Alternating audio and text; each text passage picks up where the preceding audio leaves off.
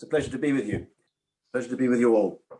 Well, the title of my talk today is Palestine, Israel, Britain's Role Then and Now. I intend to do a fresh start rather than refer back directly to my talk of April 2020 because a lot's changed. I'd like to begin by repeating and reinforcing what Deanna has said about what the Balfour Project charity is for, what our aims are. Then a bit about the history before and during the time when Britain ran Palestine up to 1948. Something about now, the dire situation on the ground, but more particularly the attitude of our government and civil society to it. The focus more on us than on telling Israel or Palestine what to do. And the focus will be on human rights and the rule of law. And finally, the future and what the Balfour Project and you can do to change things for the better. Because if there's no change, things will get worse. That's hard to believe, but it's true. So first of all, the aims of the Balfour Project. It's a charity which offers opportunities and constraints. We acknowledge Britain's historical and continuing responsibilities for what happened and therefore what happens in the region. And through popular education, awareness raising, and advocacy, we seek to uphold and secure equal rights for the Israeli and Palestinian peoples. We ask the British government to recognize the state of Palestine alongside the state of Israel. I repeat, alongside the state of Israel. We wish the best for Israelis and for Palestinians. The key messages are responsibility, British responsibility, equal rights, and international law. In other words, we ask our government and civil society to understand what the Balfour Declaration and Palestine mean for both Jews and Arabs, to acknowledge that whilst a homeland for the Jewish people has been achieved, the promise to protect the rights of the Palestinian people has not been kept. To urge the people and elected representatives of the UK to take effective action to promote justice, security, and peace for both peoples. And I will add, there is a self-evident need to end the occupation of June 1967 and to enable the Palestinian people to exercise freely their right to determine their own future, the right of self-determination, including the option of statehood. The charity believes that reconciliation must come between the peoples of Israel and Palestine, and that it must come on the basis of equal rights. We're keen to engage with people in the UK from the three Abrahamic faiths, and also with people of other faiths and none. And that covers the multitude. So much for the aims. A word about history, and first of all, to say, as Deanna said, I'm a diplomat, not a historian. I'm going to focus on Britain, and I'm going to be brief, because I'd like to talk about now and the future more than about the past. Britain made contradictory promises in World War I and beyond. In 1915, Sir Henry McMahon, British High Commissioner to Egypt, promised Hussein bin Ali, Sharif of Mecca, an Arab state, including Palestine, if he rose against the Ottoman Empire. He duly rose. Lawrence of Arabia helped him. That promise was not kept. In 1916, there was the Sykes-Picot Agreement, a carve-up of the region between the French and the British, which didn't particularly last. And then something which did last, the Balfour Declaration of 2 November 1917, which was incorporated into the mandate that Britain sought and acquired from the League of Nations in 1923. The promise is well known. I won't repeat it, but it's contradictory, inherently contradictory. The mandate talks about the well-being and development of the people of Palestine. It's worth bearing in mind that in 1917 and 1923, 90% of the population of Palestine was Arab. And the mandate talks about a sacred trust of civilization to help the well-being and development of those people. As I said, the Balfour Declaration was incorporated into the mandate, and that's also contradictory. Arthur Balfour, the Foreign Secretary of 1917, is on the record as believing that fulfilling that promise was essential, the promise of a homeland for the Jewish people. And the views of the Arab majority were, in his mind, an obstacle to overcome or bypass. And bypass those Arab majority views, we did. To quote the late British historian of Israel, Sir Martin Gilbert, in a lecture in Israel in 2011, quote, "The centerpiece of British mandatory policy was the withholding of representative institutions for as long as there was in Palestine an Arab majority," unquote. I believe that to be true. There are many valid analyses of the reasoning behind UK government policy in the region in the first half of the 20th century. Here are a few. Political expediency, desperation in war, and expediency in peacetime. Another is imperial arrogance, somehow to protect the passage to India and the Mediterranean. There's also the most literal interpretation of the Bible, that God gave this land to the Jews, to the people of Israel. And certainly some of the First World War UK cabinet were what's called restorationists, what we might now call Christian Zionists. I will not dwell on the saga of Britain's ignominious withdrawal from Palestine in 1948.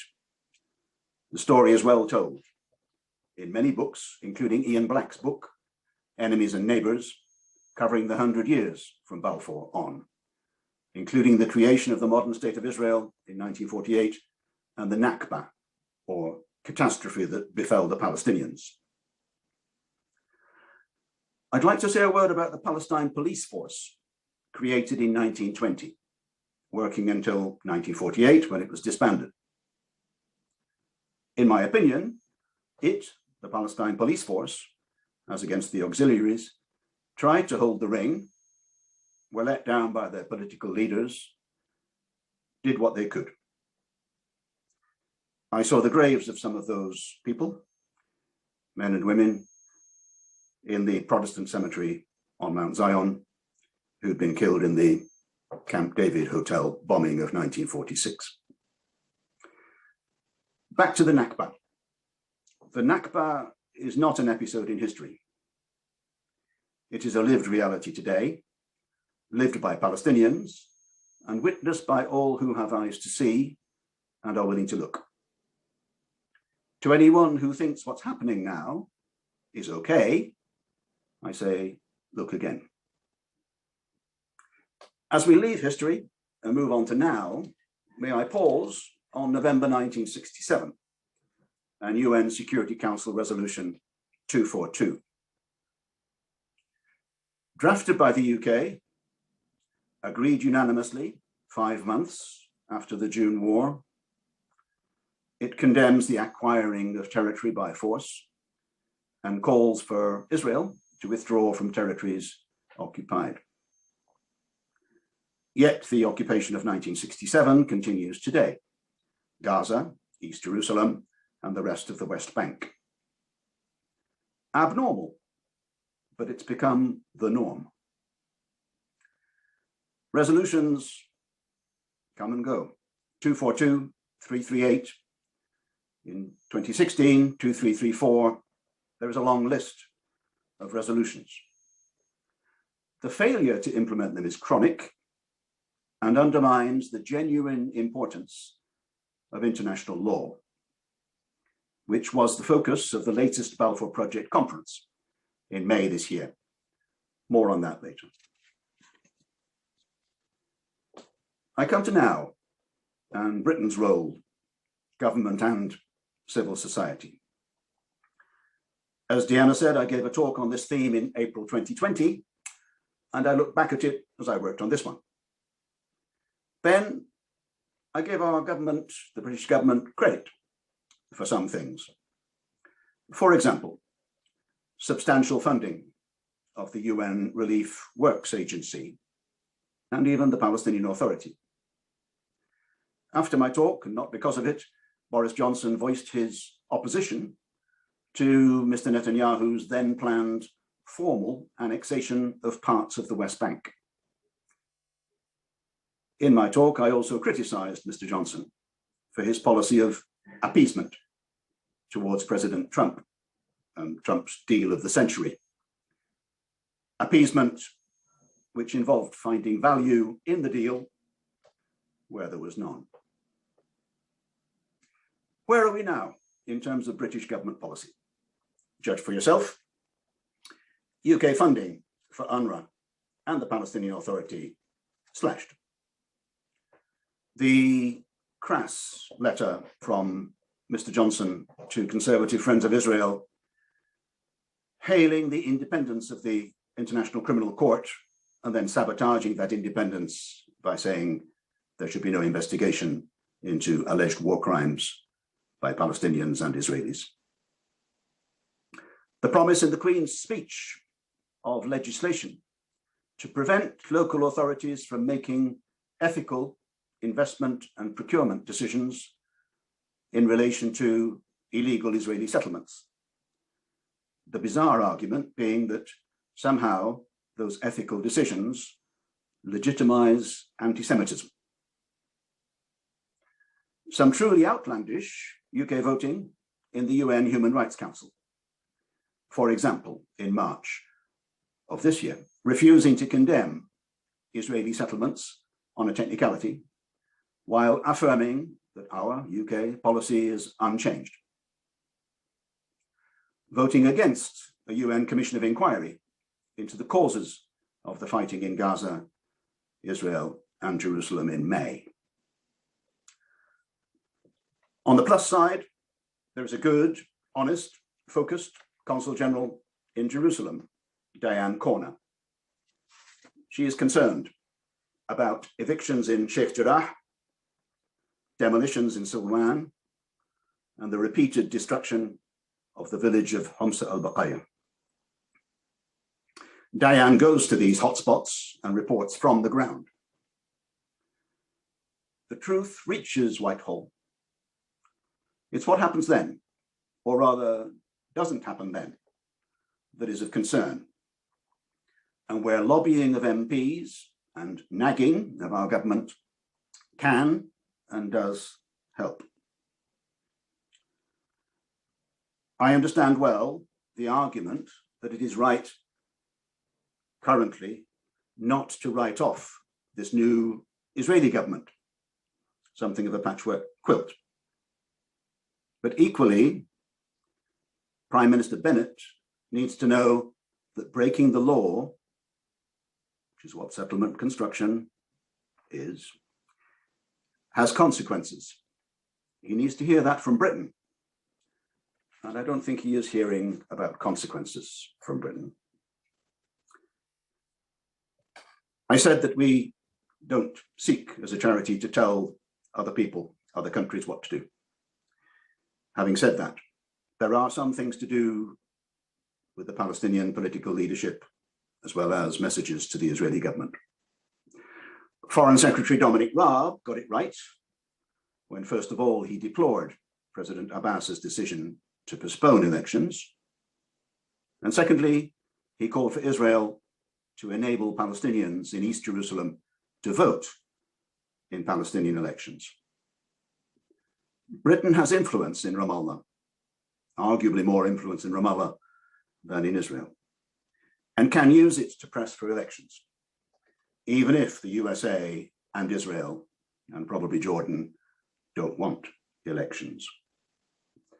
The UK should commit to work with whoever wins those elections. The UK can also press for an end to Palestinian Authority harassment of political opponents, so that Nizar Banat did not die for nothing. I hope and trust that UK pressure is being exerted. Before I talk about what we in civil society can do to influence UK government policy to effect change on the ground, a few words about the role of the USA. First, President Biden is better than Trump. That's quite important. It's important for the world. Second, President Biden will not willingly prioritize ending the occupation as against managing it. So don't buy the line that we have to wait for the Americans. We don't have to, and we shouldn't. And we have to work where we are. And for Brits, that's right here. I'm conscious that our audience is wide in Europe and in the United States and elsewhere. We need to work where we are. And the Balfour Project does that. So what can we do? Where can you help if you're minded to? First of all, if you care, don't give up. It's what those who like the status quo want you to do. Don't give them the pleasure. Second, here in the UK, we are a functioning, if rather creaky, parliamentary democracy.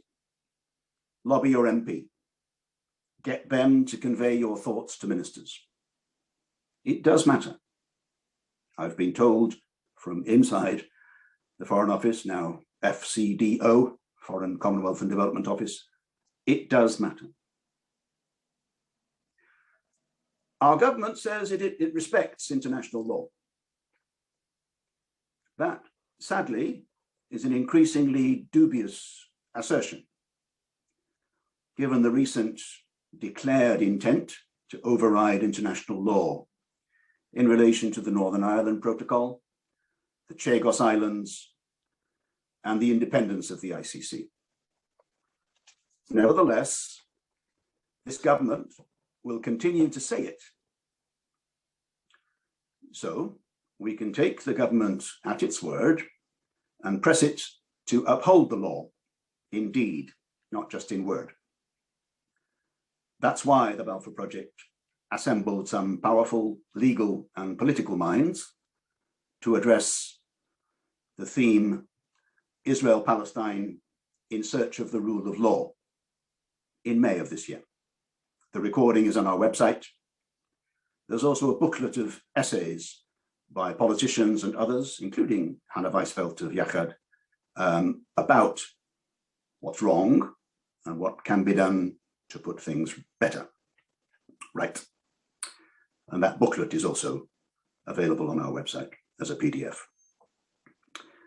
The highlights of the conference have been transcribed and will come to an email address near you soon.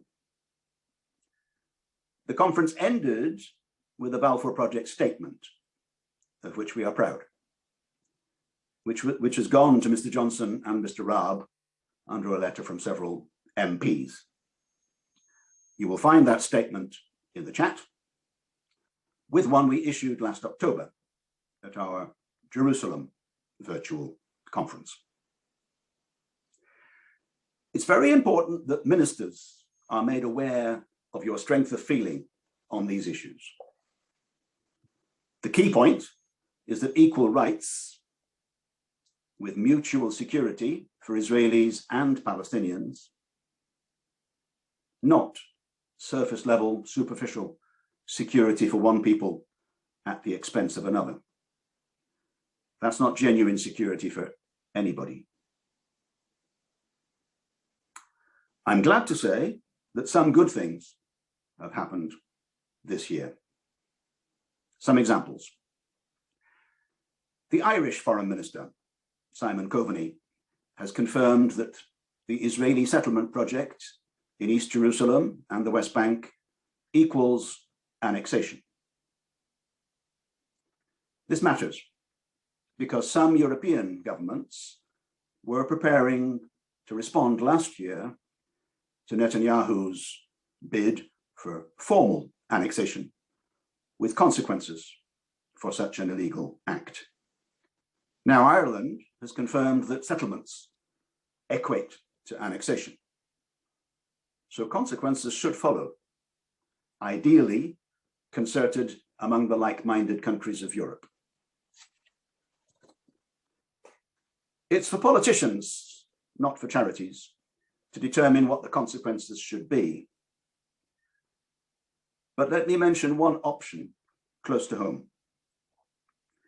Last year, Shadow Foreign Secretary Lisa Nandy announced that if Mr. Netanyahu went ahead with formal annexation, Labour Party policy would change to favour a ban on importing settlement products. Now, Ireland has stated that settlements equals annexation, which is true. Will Labour concur and introduce its policy change? Another good thing happened. The Jerusalem Declaration on Anti-Semitism, signed by eminent Jewish lawyers and academics. It is a clearer, more precise definition than the one put together by the International Holocaust Remembrance Alliance, IHRA, which should never be used and should never have been used for regulatory purposes. The Balfour Project strongly commends the Jerusalem Declaration on Anti-Semitism. The link is now in the chat. Apartheid, an awful practice, but it is good to call things by their name. In March 2017, Boris Johnson, then Foreign Secretary, told the truth. He told Mr. Netanyahu that, quote, "You either have a two-state solution or some kind of apartheid system," unquote. Well, we don't have a two-state solution today. Michael Sfard, B'Tselem, and Human Rights Watch have all concluded that apartheid is being practiced in the occupied Palestinian territory. Other highly reputable NGOs will report later this year. It's important. And the Balfour Project charity wants to draw your attention to what's important.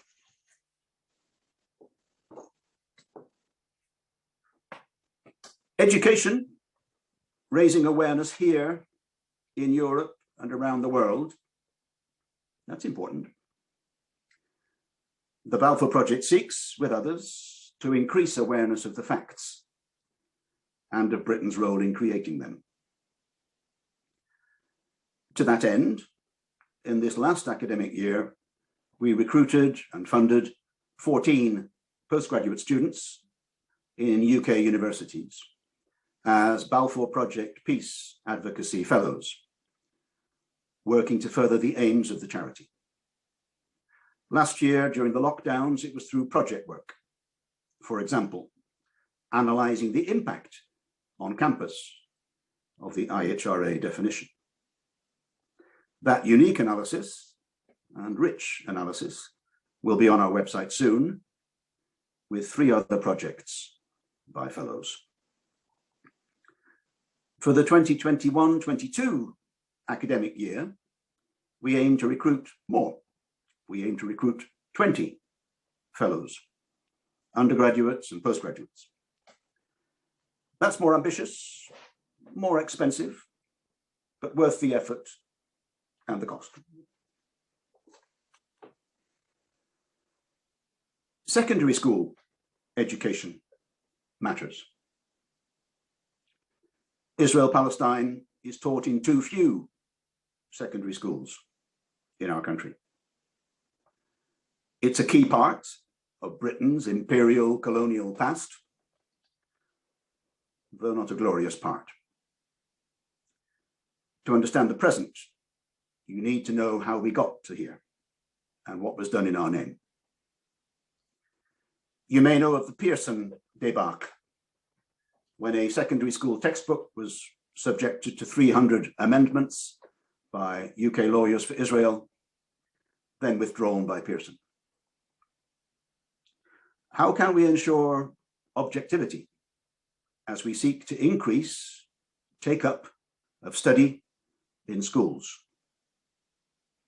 The Balfour Project will talk to teachers and wants to hear from teachers and heads, as well as the National Education Union and other experts. I'm on a theme, as you'll have noticed, of what matters. Parliament matters. This issue is entirely political. So our national parliaments, Westminster, Holyrood, across Europe, the European Parliament, the US Congress, all matter. Lobbying your elected representative matters, as I've said. Governmental inertia is only disturbed and changed by debate, persuasion, making a noise, making a difference, through reasoned argument. The Balfour Project tries to do that, along with others. For example, CABU, the Council for Advancement of Arab-British Understanding, MAP, Medical Aid for Palestinians, to name but two. The Balfour Project works closely with UK parliamentarians on a cross-party basis on parliamentary activity in the Lords and the Commons. And the charity is also the Secretariat for European parliamentarians for Israeli-Palestinian equality. MPs from 14 European national parliaments and the European Parliament, with the same aim. What's the aim? Equal rights for Israelis and Palestinians. I think that network needs to grow in number and importance, and it will. I find the argument in favor of that aim, equal rights for Israelis and Palestinians, simply unanswerable. Who can contend that equal rights are wrong? It's a nonsense. It doesn't make sense. That's why it's right to seek change for the common good, including our own. I'm coming to a close. In this talk, I have tried to summarize the aims of the charity in education and related advocacy, touch on the UK's historic role, which gives us a responsibility to work for equal rights, describe the now, for good and ill, suggest some ways in which we can seek to influence our political decision makers now, and to enhance the knowledge of young people, who, as the true saying goes, are the future. I look forward to your questions, moderated by Diana, and I'll end my talk simply by saying the Balfour Project tries to do good. I know we do no harm. We try to do good. If what you've heard today or seen on our website finds an echo with you, please find a way to donate to the charity. We seek regular giving, one-off giving. We seek giving. And I'll come back to that at the very end of the afternoon. Over to you, Diana. Hello. Thanks for that, Vincent. I was just trying to collect some of the questions. We've had a flurry of them, as you can imagine. Thank you so much for that talk, and lots of people thanking you as well for your talk. As I said at the beginning, if you have any questions, post them in the chat box. We're going to try to get through as many as possible. And those that we don't, or any comments that I don't read out, I will be sharing the chat box with Vincent, so he will see all your comments, even if we don't address them during this talk, as we don't have a huge amount of time to get through everything. So thank you again, Vincent, for going through. I've posted the links to most of the things that you mentioned, including a link to meet our fellows and their projects. One of the projects was actually an online exhibition, and you can access that now. I've posted the link in for the projects, so you can see the link for their specific one, but it's fascinating. It's got some amazing artists from the region, so do have a little look. I just want to read a lovely comment from Maliha. As a year 13 student, I feel empowered after your talk. Thank you. What advice would you give us for approach in schools? Well, thank you. I think it's important to portray this issue for what it is, an issue of equal rights. In my opinion, it's not a religious issue. It's a political issue. And it's an issue where Britain has a particular responsibility from the past and a role for the future. Because it is not likely, it is not probable that the peoples of the region are going to resolve this issue alone. Leaving it to the people, which is sometimes said, is ignoring the asymmetry of this issue. The power lies with one people through their government and army, armed forces, and the people that have suffered, everybody's suffered, but the people who have suffered through the Nakba and beyond are not empowered. So coming back to the question, how to address it in schools, I think the right thing to do is to talk to the teacher. If there's a teacher on history or politics, talk. Ask the question, is it a subject that could be discussed in a forum, in class? I wouldn't set the frame for that. I wouldn't set the framework for that. I think it's an issue for the school itself to handle. So I would make that point first, talk to a responsible teacher, make the suggestion that there could be a debate. There could be a talk.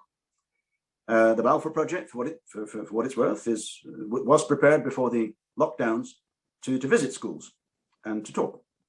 There are others who do that. Solutions, Not Sides, One Voice, others.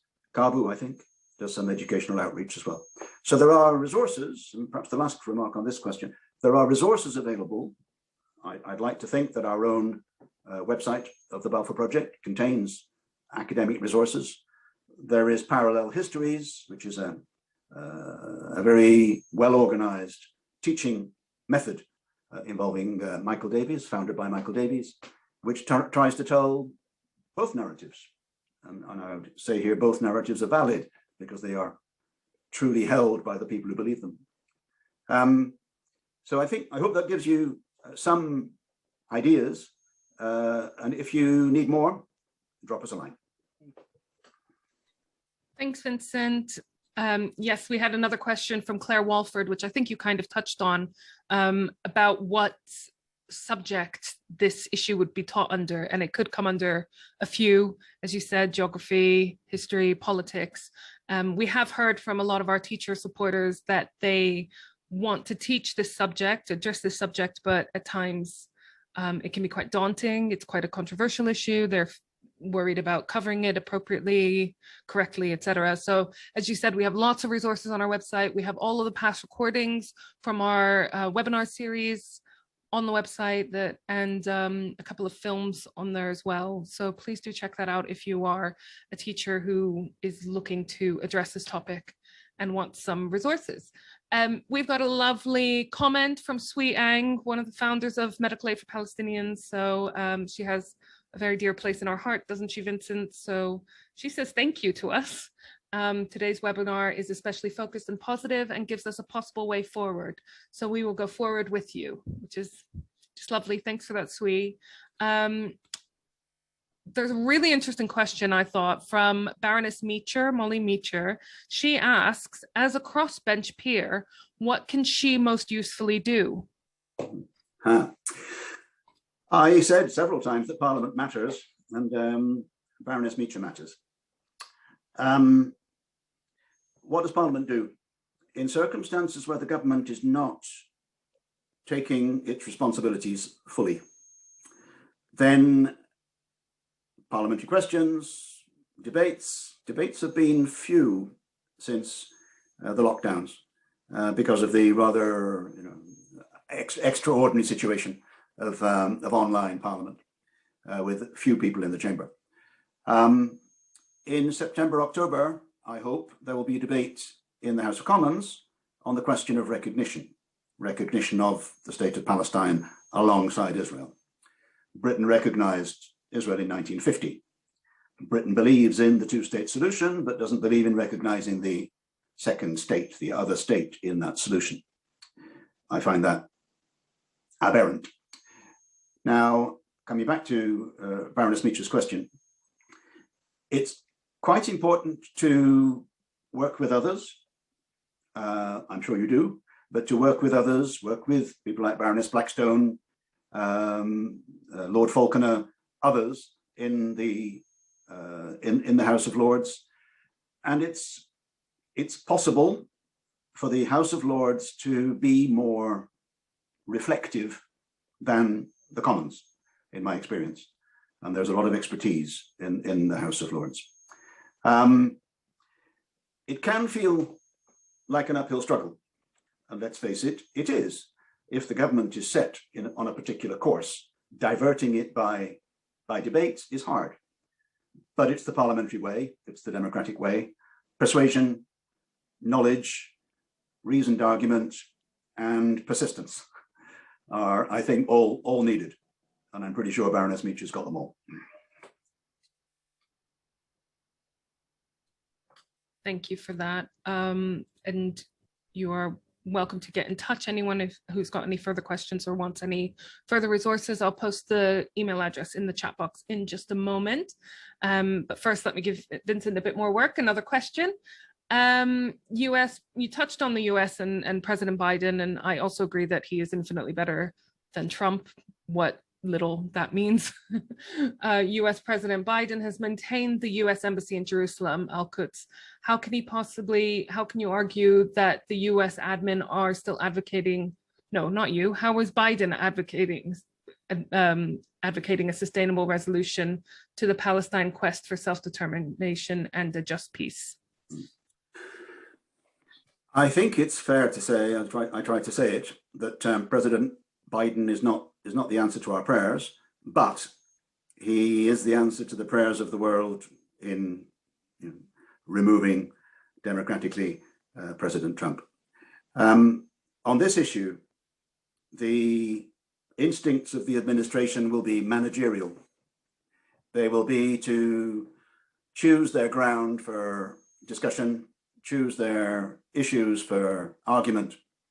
There will be a big argument about Iran and nuclear weapons with Israel. And there is, as we all know, a strong pro-Israel lobby called the Republican Party these days, and also the lobby on the Hill. So what to expect? Well, I think our expectations should be low, but our asks should be high. The expectations of success, of rapid movement by the Biden administration should be low. But using the words of the administration, Tony Blinken has talked about equal measures of liberty, prosperity for Israelis and Palestinians. How is the US administration going to implement that hope, that aspiration? How is it going to make it real? So questioning the administration is important. Public diplomacy is important. I am impressed by maybe small straws in the wind. The New York Times showing photos of women, children, old men dead in Gaza after the May fighting. I think that in America, I'm not in America, but I think that in America, there is a growing awareness among those who want to be aware of the inequity of the situation.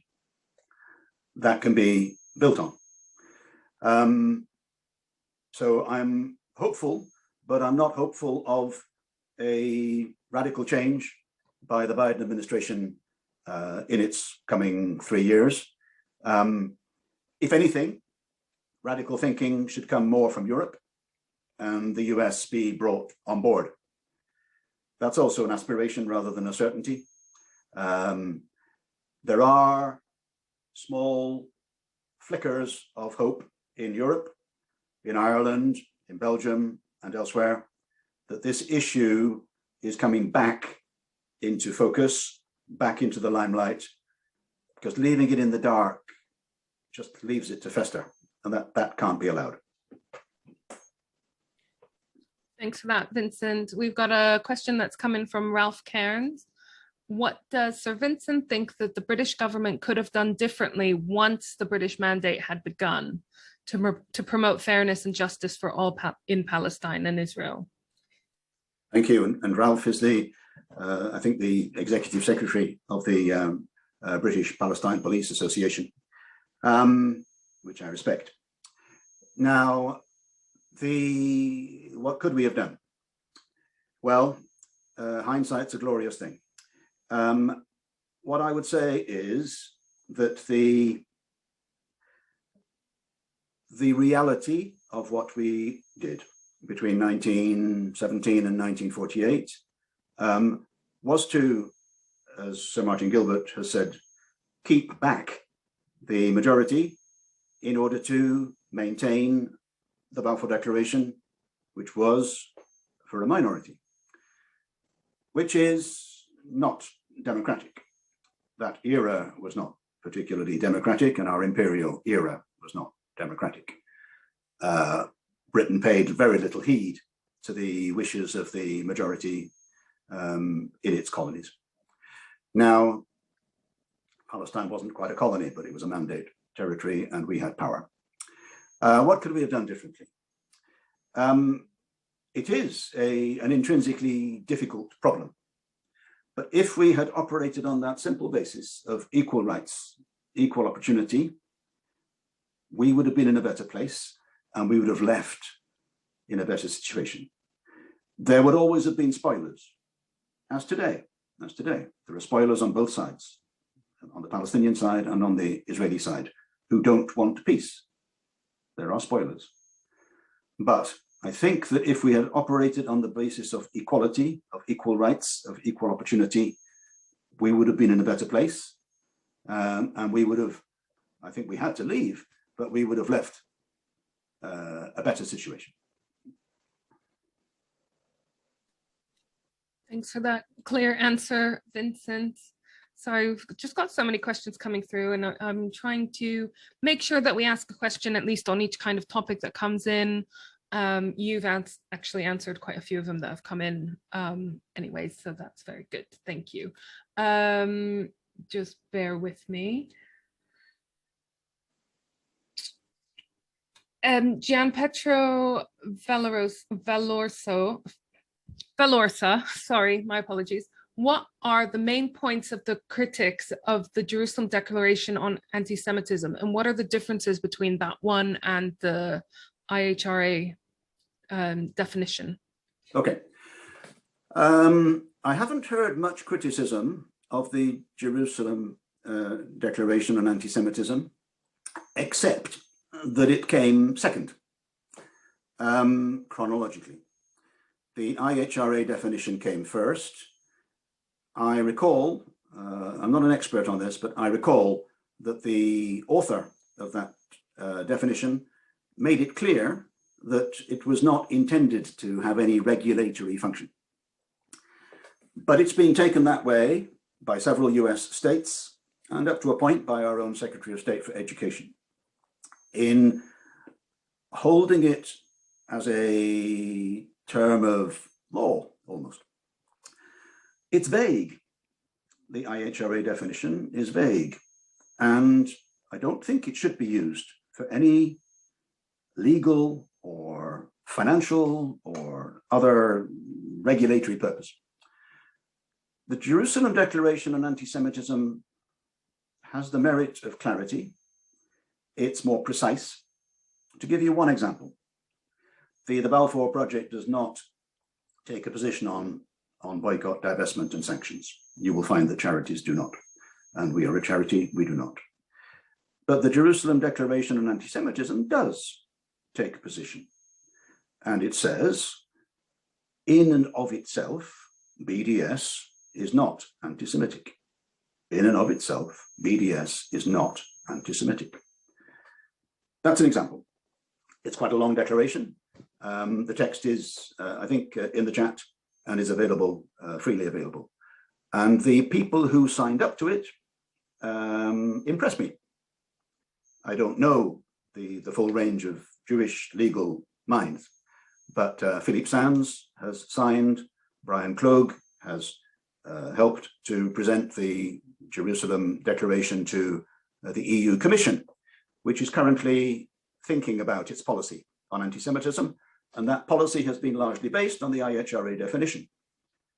And the request to the Commission is, please take into account this newer, more precise definition when you're thinking about policy guidelines.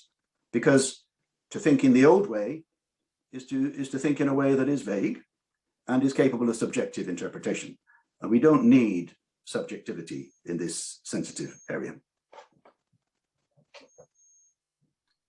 Thank you again. I think we've got a couple of questions, time for a couple of questions left. So I don't think we'll be able to get through many more than that. But we've got a very interesting one from Martin Linton, who, as you know, is former Labour Battersea MP and also runs Labour to Palestine, Travel to Palestine, which brings delegations over to the area to be able to see what's actually happening on the ground. So really useful, isn't it, to get out there and actually see what's happening. He says, as a former Consul-General, can you tell us what the Consul-General can do to stop the evictions in Sheikh Jarrah?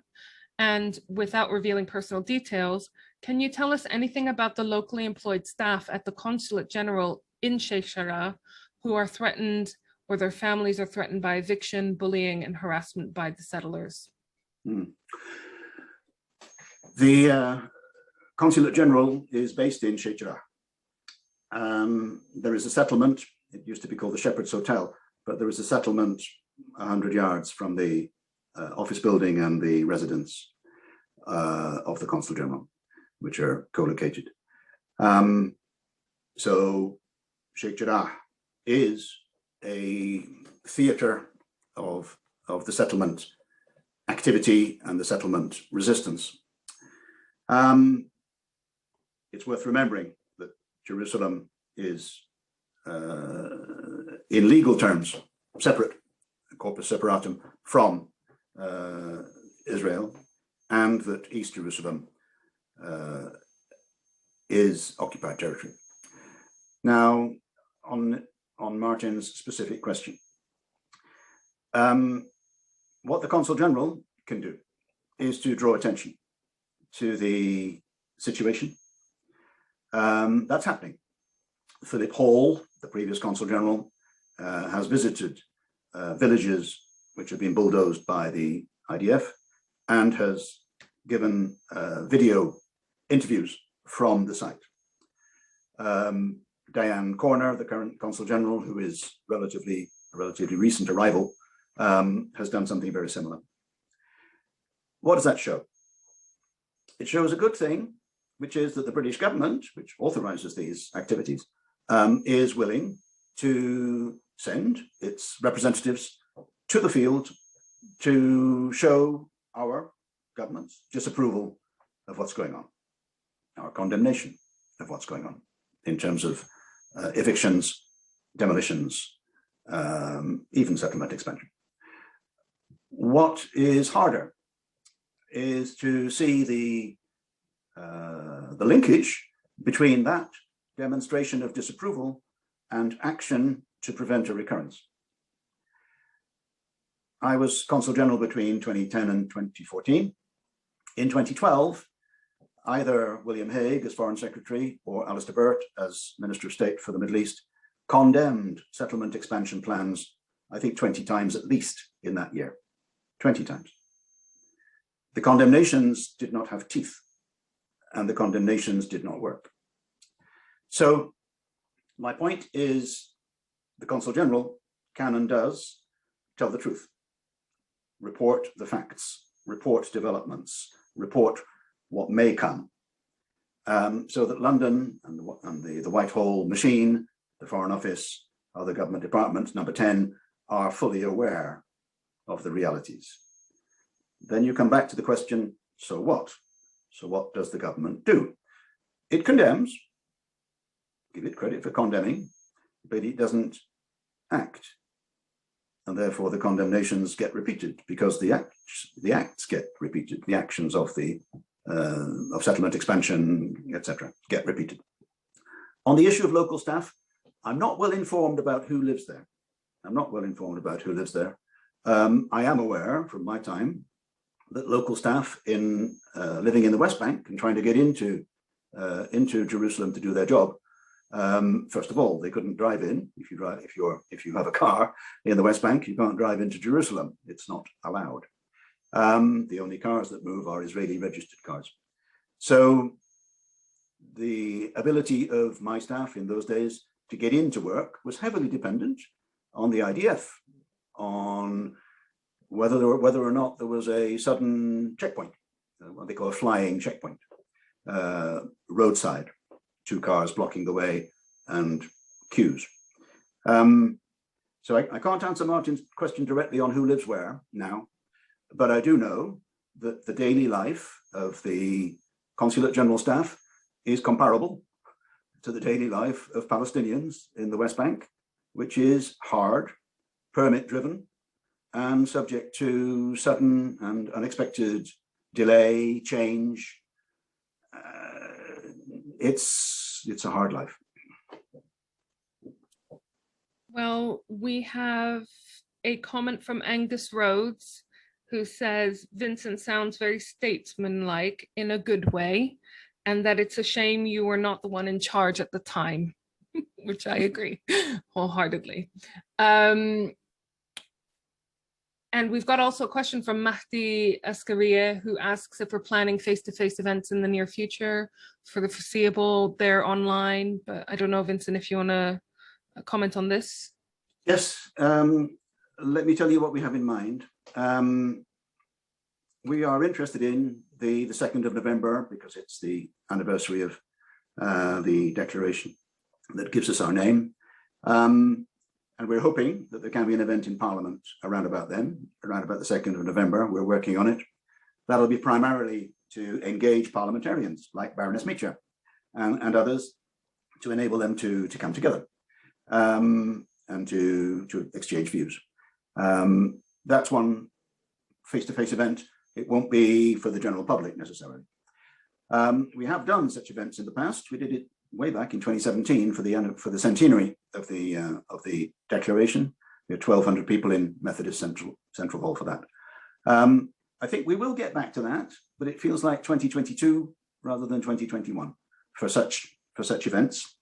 We're also interested in visiting universities and having face-to-face contact with students and academic staff. We're interested in that. I mentioned schools and the earlier question about how to address issues in schools.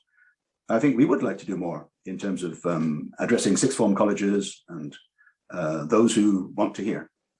With our take, which is that the people of Israel deserve respect and the people of Palestine deserve equal respect. We come back to that question of equality.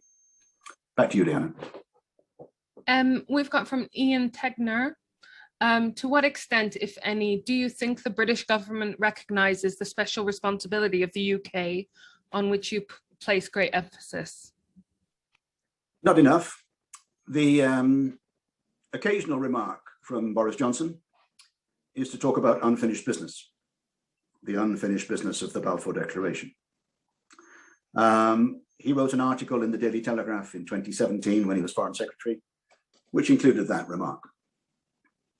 And I still enjoy is a good word, enjoy playing back to him his remark about apartheid and the two-state solution. It's important. It's quite hard for anybody to persuade politicians of 2021 to take responsibility for politicians of 1917 to 48. There are many get-out clauses. There are many ways in which not to take that responsibility on. But I think it's part of the job of this charity to tell the truth, to say what Britain did, and to say, or try and say why Britain did it, and to draw the line, draw the link between what happened pre-1948 up to 48 and what's happening today, and to say Britain's got a role to play in addressing the subject of equal rights for two peoples in one region. So the short answer to the question, I'll be short now, is not enough. There's more to do. And what matters, in my opinion, is not so much apologies. I saw a reference to apologies in the chat. Not so much apologies as doing something better next. And for my money, recognition of Palestine alongside the state of Israel is a next thing to do, a logical thing to do, to recognize and to show esteem for the rights of the Palestinian people alongside the people of Israel, and in an ideal world in two states. Thank you so much, Vincent. We have had a couple of comments from Colin Morris. It's fair to say he seems quite pessimistic about the chances of achieving any real change from actions such as writing to your MPs. For example, he says contacting UK government or MPs results in bland holding replies and nothing changes. So perhaps we can end this talk on the best way forward for everyone attending. What can we do to have any kind of impact on this? Okay. I said we're a creaky democracy. We are a creaky democracy. I wouldn't give up. I remember some delegation of Catholic bishops visiting the region while I was Consul-General. They go every January, visit Gaza, visit the West Bank, to talk to the living stones of Christianity, the originals, if you like. Now, one of their complaints was, we're not being listened to which my response was, shout louder. And that came out in a future communique of the same group in a subsequent year. Now, it can be demoralizing, it can be depressing to keep trying and not to see tangible results. I'm conscious of that. It's a kind of reality. Now, I said in the talk, what people want us to do who like the status quo is to get tired, go away, get fed up. We shouldn't do that. There's more to it than that. There's more at stake than our, how should I put it, than our interest. It's more than that. So what can we do? Well, there are a multitude of ways to be constructive. One is joining a friendship group or a twinning association linked to Palestine. Showing Palestinian people that there are people in the UK who respect them, who wish them well, and who are thinking, speaking, talking, and actually giving them a voice in the UK, actually enabling them to speak in the UK. That's a key point too, that Palestinian voices should be heard here. And when flights resume, Palestinians should come here and speak for themselves. We shouldn't speak for them. They should speak for themselves. That's one thing. There are charities who do good. Medical Aid for Palestinians, we've talked about with SWE, and the current team are a force purely for good. They do no harm. They repair harm, and they try and prevent harm, physical harm and mental harm. Is there more to be done? That's a matter of individual choice. There are a large, and maybe too large a number of organizations focused on the conflict, I don't like the word conflict anymore, on the situation in Israel-Palestine. They lack cohesion. So some effort to increase the cohesion of those who think that change needs to come and who are in the UK or in Europe or in America, more cohesion among them is highly desirable. I know that one of our questioners who's written me an email is interested in the role of the churches. And I've written back to the US about that. The role of the churches is important. They are a moral force. And they care, by definition, Christian churches, about the Holy Land, the home of Christ. So their voice needs to be heard. In the House of Lords, to come back to Baroness Meacher, it's heard through Christopher Jessen, one of our patrons, who asks questions which the government finds difficult about recognition, about the equal rights of Israelis and Palestinians. That's a parliamentary angle that the Church of England can exercise. But coming back to the key question, what can we do? Well, if I may end on unless there are more questions, Diana, on a note of a financial note. The things I've talked about, the fellowships, the thoughts about education in schools, the activity with parliamentarians, the public activity that we hope to resume in 2022, the webinars that we do now. Some of them are free to air, like the webinars. The activity with the fellows will cost us £40,000 or £50,000 in 2021-22. We will pay each fellow a stipend and encourage them to be active on the basis of the Balfour principles in their campus. That's money. So I would end, I think, by saying, if you are moved or impressed or even interested by what you've heard today and what you might see on the website, please think about a donation to the Balfour Project. We live and die by the goodwill of people like you, of our supporters, of our subscribers. And if we acquire more money, we can do more things, we can make more noise, and we can try and make more of a difference educationally and in terms of advocacy. That's what we want to do, if you will let us do it. Thank you. Thanks so much, Vincent. I would like to offer an apology to Saliha Rahal because the Biden question about the embassy, that was from her. I missed out her name. And I also would like to just say, as a Palestinian myself, working with the Balfour Project, I'm incredibly proud to be working with the Balfour Project because I see how much the trustees and the executive committee and so forth work on getting not only different perspectives, but also a strong Palestinian voice, which is often sometimes forgotten, neglected, and so forth. So, and speaking of having the different perspectives, we're really excited, as we said at the beginning of the talk, about our next talk with Hannah Weisfeld from Yachat. So I will post a link to the website here. If you're not already on our mailing list, then we do recommend you sign up to the mailing list to be the first to hear about it. It's not actually on our website because it was only confirmed today, but we wanted to share it with you all so that you can be the first to know about that. That's on the 2nd of September. So we've had loads of comments in the chat box thanking you, Vincent, for your talk, for clarifying a bunch of points, for the insightfulness and so forth. And we hope to see everyone next time. So thank you very much, Vincent. On behalf of all the attendees, I want to thank you. And attendees, on behalf of Vincent and I, would like to thank you also. So we'll see you all next month for in our monthly webinar series. Goodbye, everyone. Thank you until the next time. Bye now.